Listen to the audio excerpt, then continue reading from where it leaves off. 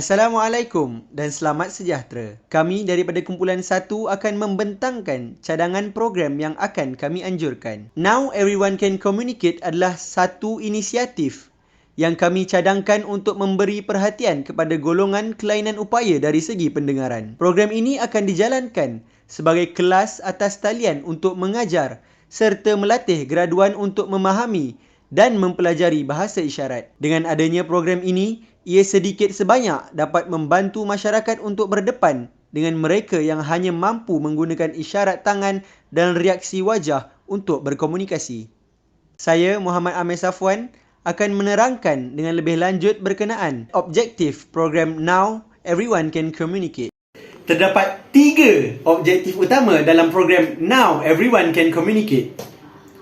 Yang pertama, untuk meningkatkan kemahiran insaniah individu, iaitu individual soft skills. Yang kedua, untuk meningkatkan kesedaran dan kepekaan terhadap masyarakat kelainan upaya dari segi pendengaran. Dan yang ketiga, untuk memartabatkan bahasa isyarat sebagai bahasa untuk semua. Kami berharap agar ketiga-tiga objektif utama ini dapat dicapai di akhir program ini.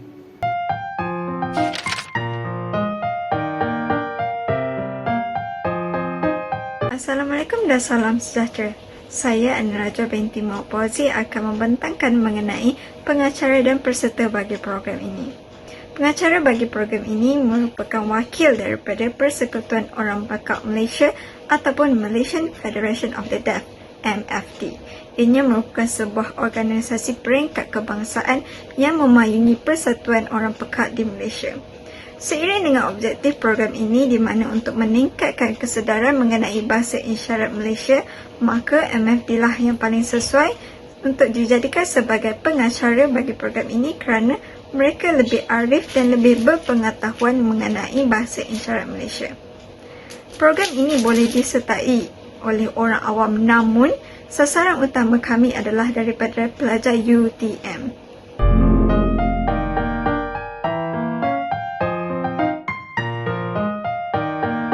Assalamualaikum dan hai semua. Nama saya Muhammad Faris Najwan.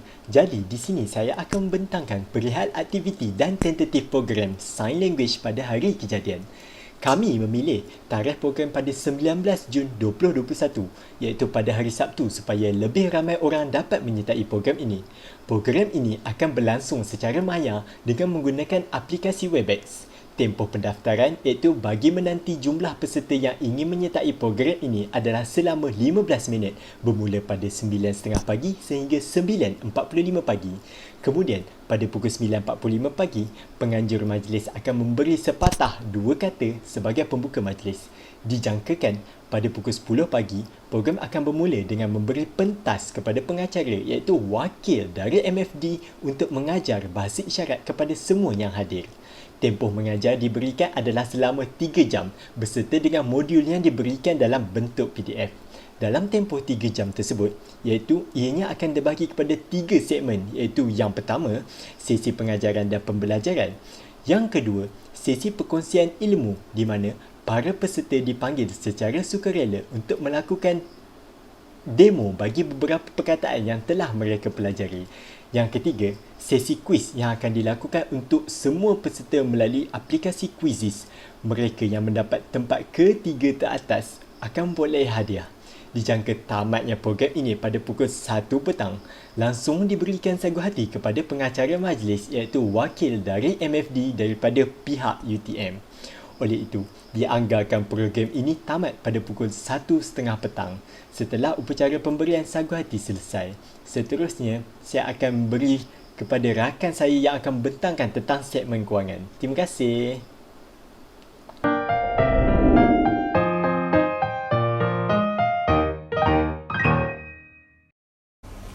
Assalamualaikum warahmatullahi wabarakatuh. Nama saya Nur Afif Syakira binti Raslan. Saya akan membentangkan tentang bajet kewangan untuk program Now Everyone Can Communicate. Okay, kami akan mendapatkan peruntukan daripada pihak UTM sebanyak RM200 dan RM200 ini akan kami gunakan untuk membayar pihak tetamu kami iaitu Persekutuan Orang Pekak Malaysia. Disebabkan oleh pandemik COVID-19 ini, kami terpaksa membuat program kami secara atas talian. Hal ini dapat membantu menggunakan kos program ini secara tidak langsung dapat menarik perhatian setiap orang. Para pelajar UTM dan semua orang awam yang berminat dengan program kami tidak akan dikenakan bayaran sama sekali. Hal ini untuk menarik ramai lagi orang untuk belajar bahasa isyarat, kerana bahasa isyarat untuk semua.